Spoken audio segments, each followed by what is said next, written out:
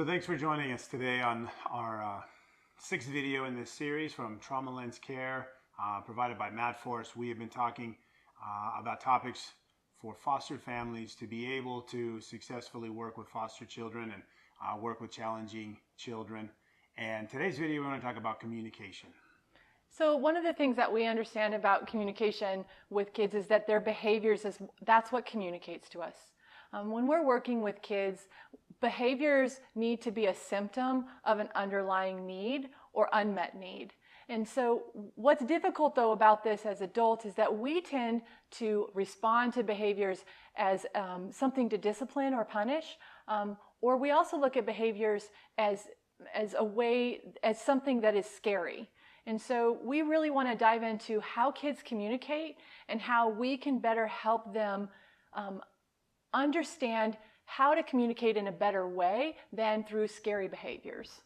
And why this is so critical for foster parents, for teachers, for people that work with kids to understand is communication. When we communicate so much with nonverbal cues that we need to understand how powerful that is. And so especially if you're working with a kid from a hard place that has a background in trauma, their brain and the way they perceive the way you communicate with them is really different. And so what we want to start off kind of with is just saying, like, this is really, really vital that we understand how we communicate, how we express ourselves, and also how we listen are going to make a huge difference in whether we're successful with our foster children or not. So going back, I'd love to tell a short story of an incident where I really had learned and started to understand about behaviors and communication. I started out teaching in my mid-20s, and really you learn all the things in school and you read all the books, and that's the same for foster parenting as well. But when you get into the trenches or the thick of it, you start recognizing the things that were not covered. And so I can remember my second year teaching, I had been warned about this child from multiple teachers and administration. He had been flagged in his file as being oppositional defiant, and also just a major behavior problem. He had a lot of fist fights. He was suspended frequently. All of these things, and in my mind, I was going to extinguish these behaviors in order to manage and control my class, because there was a lot of fear for me as a new teacher in losing control. And so I got this brilliant idea that I would never recommend, but the brilliant idea was that I was going to the moment that he misbehaved, pull him aside and tell him, you're going to be in with me every recess, you're going to be in with me at lunch, you're going to stay after school with me for detention, you're not going to PE, you're not going to art, all of these things. I was going to own his world, so to speak, so that he would learn to toe the line. Because he needed to know that I was in control of the classroom and I was the boss. Well, being a brand new teacher, I thought that this would be the best way to do this. And in hindsight, luckily what I stumbled upon was what actually needed to happen for this kid. When we look at communication, we understand that relationship is what helps us to communicate better with children. And so he started spending every lunch period sitting in my classroom, and he stayed after school for an hour, and he sat in my class while the other kids went to PE, and we started talking. And every day he stayed in my classroom, we started talking. And suddenly this kid started opening up about the horrible things that had been occurring within his home. And I started to see that his behaviors were communicating deep pain. And I started meeting the needs of those behaviors by listening to him. Well, obviously I got to the point where he wasn't going to spend every moment with me, but it completely changed the trajectory for this child, because within a few weeks, he started behaving in class. He started seeking me out to talk to me after school and during recess, but then he started excelling academically. And what happened years down the line is that he came to me with his wife and child after he had graduated and said, this was the teacher who actually believed in me and listened to me. And so I think, to me, that taught me at a very early stage in my career that I could have punished and punished and punished this child and never actually got to what the unmet need was. And so when we talk about communication, we hear a lot about how people will say things like 80% of communication is nonverbal or 90% or whatever. And so we did some research, and what we came up with was that rule, what we call the 7-38-55 rule. So this rule kind of came out of some research done by Dr. Morabian. This guy's a PhD at UCLA, and he's from, I think, Lebanon. And when he came to the United States, he started researching how we communicate. And so he was wanting to know how much nonverbal communication we use compared to verbal communication. And so he did this huge study, and what he kind of came out with was that when we are communicating emotional content, not just talking about a ball game or something like that, but when we're sharing emotions and things like that, that 7% of the meaning that we express or that is received is through the words we say, 38% is from tone of voice, and 55% from body language. And so when we look at that staggering number of how much of when we communicate emotional content, how much of that is expressed non-verbally. And the reason why this is really important is because when we work with kids don't have the verbal skills that adults do. So kids cannot put together the words. Their brains are not fully developed yet, or potentially trauma has got in the way of their ability to handle and be able to take thoughts and express them into words. And so they struggle to listen, to understand that you tell them something and they don't understand what you say, or you ask them, why did you do that? Why did you do something? And they look at you like, I don't know. And that's because, number one, they're in a stress response potentially, but two, their brain is not able to formulate the words. And so I think it's really vital that we understand that we can communicate much content, much information to our children by how we posture ourselves, by the way we change the tone and the cadence of our voice, and we can co-regulate them through that process. And so what does that look like? So when you're in your home, or whether you're in a classroom and you see a child that has a stress response, what we end up seeing is a child whose chronological age is not matching their emotional age. And the wider the gap, the more stressed out and in the survival brain the child is. Remember we talked about kids flipping their lid? And when a child flips their lid, they're operating out of that limbic system, or the emotional seat of the brain. And so when you have a 12-year-old who's suddenly acting like a 3-year-old, they are operating out of maladaptive behaviors. And these behaviors are telling them to rage, act out in break things, scream things, obscenities, pitch a fit on the floor like a tantrum. And you see this, and what's important to understand is that when your child is at the stage of a 3-year-old or communicating as a 3-year-old, we have to respond to the 3-year-old. And so we do that through what Darren was saying, a co-regulation. And co-regulation is not using your words. Co-regulation is getting on the level with your child, and you are using what we call positive feedback loop, right? So positive feedback loop is the vibe almost, or the energy that you're giving that is saying you're safe, it's okay. And if you want to say that out loud, you can. But understand that when your child is upset and emotionally acting like a baby, listen to what they're doing and watch them. If you watch carefully, you will notice that their language changes. The pitch of their voice will go high. They will almost talk in short, stagnant sentences that seem almost like baby talk. Their motor skills become really rough. That's because they're operating out of the bottom of their brain. Because what we understand is that the upper level part of the brain is where we see language and reasoning and cause and effect. And so it's really super important when you see your child regress to something like that, you meet them at that stage to move them back up to the thinking brain.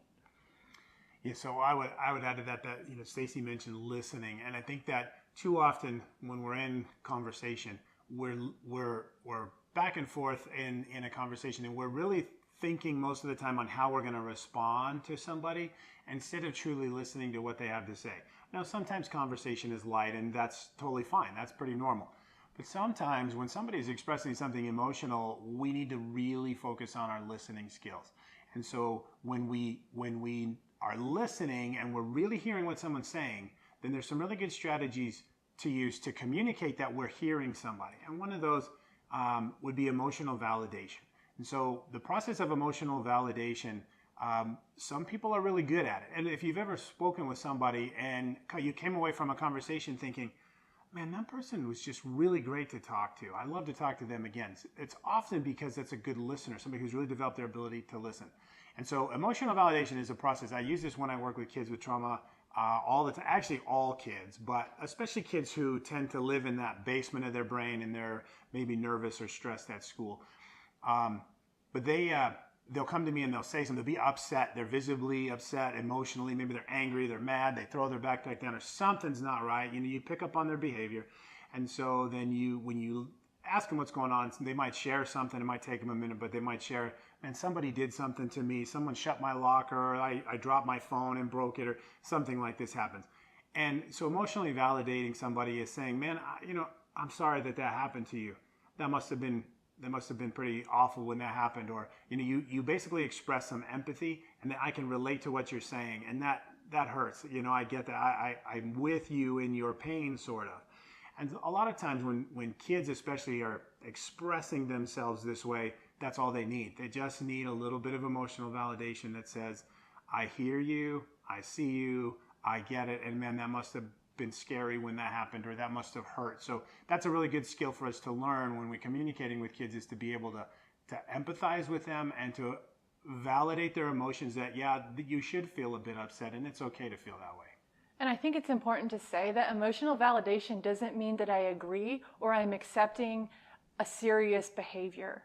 I think that there's that fear of like, wow, well, I'm just being manipulated, or they're just going to be doing these things and using me. And that's not true. Emotional validation is saying, I hear what you're saying and that sounds painful, right? And so when we're looking at these kids, especially when we're working with teenagers, the emotional validation part is really key in helping them heal through trauma. So we want to give you 2 applications that you can utilize in your home with helping kids understand emotions. One of them is what we call an emotional flip book. Now, when we are working with kids from trauma, or you are working with adults from trauma, what we understand is that a lot of times they are Teflon for good and Velcro for bad. And what that means is that when bad things happen, they hold on to it because it's actually reinforcing the narrative that they already hear in their head. I'm not worthy, I'm not safe, no one loves me. And then the good stuff tends to roll off. And so what has helped a lot of adults in counseling is what is called an emotional flip book that they actually create in their mind. So anytime they go to a place where things feel overwhelming, bad, and everything is against them, then they can go back in their mind and they have to picture moments where they have felt loved, pictures, if you will, of when they have felt loved and worthy and wanted. Now, we can recreate this for our kids in our homes with with a picture book, a simple picture book. And what the emotional flip book for your kid is actually like a tangible monument to love and family and friends. And what this does is it allows them, in the moments where the narrative tells them you're bad, you're unlovable, you're not safe, it says, nope, this is a tangible moment where you are loved and wanted and worthy and safe. This is an emotional response scale. I actually developed this and started using this in the jail with inmates because a lot of times their response to emotional things did not actually match the stimulus. And it really helped them understand just how to scale and look at events in their life and appropriately respond. So I adapted this to be used with kids, and it has definitely been eye-opening, especially with children through my home, and understanding how emotions often don't match what the stimulus was. An example of this would be a child that maybe falls and doesn't have an injury in any way, doesn't skin their knee, doesn't do anything, but starts wailing out of proportion to what the stimulus was. So the stimulus was falling, the response was wailing, right? And so as children move into older ages, we'll see a stimulus happen like maybe my child dropped their cell phone and the response be this screaming fit of anger, how stupid they are, how they don't like themselves. And so what this has helped do is helped children and inmates and people that have maybe experienced trauma to be able to connect a response and a stimulus to an appropriate level. One of the things that we understand about trauma is that kids and adults, they are hijacked by their amygdala. And that's why we see emotions not matching the stimulus. And so let me show you how I do this with students. So I draw out a line graph of 0 to 10. And I start with, and I talk about, I want you to think about the word, and you can change the word stimulus to event so that they can understand it better. I want you to think of an event that would be the most stressful thing that could ever happen to you in your life. Now, most children will say something like the death of a parent or a diagnosis of a terminal illness or something like that. Some kids with trauma, I've seen this across the board, or adults, they actually will choose something as a number 10 that you or I might think was a 5. But there's no wrong or right answer. So that's super important that whatever they think is a 10, that is their 10. They can change and adjust it as well. Then I move and I say, okay, well, if the death of a parent is a 10, what would be a 1? And they might say something like the alarm clock going off, right? And then we move to a 5, moving to a new town. And then I might go to, okay, well, what would be an 8? Maybe it's being bullied at school. And then we can move back here and we say, okay, well, what's a 3? Bad report card. Again, whatever they fill in is okay, because that's their reality to what the stimulus is or the event. Now, after filling in 0 to 10, what I do then is I move down to the response. And what's really important about this and is that they are talking about what is happening within their body. Because we understand that people that have had trauma often don't feel like they own their body. Their amygdala is taking over, and so the automatic emotional response is out of a survival brain. Well, we want them to stay in the frontal lobe or the thinking brain. Okay? And so what would be the appropriate, or not even, I would not use the word appropriate, what would be a response for a 1? Okay? Maybe my heart beats a little bit faster for a minute, so increased heart rate, all right? Or I might moan or groan because I don't want to get out of bed. That would be a response to a 1. Well, what would be the response to the death of a parent? All right? And this is what's really important. You want to get on a feeling, what is the body doing level. Death of a parent, you might be curled in the fetal position. Crying, shut down, don't want to eat, want to throw up.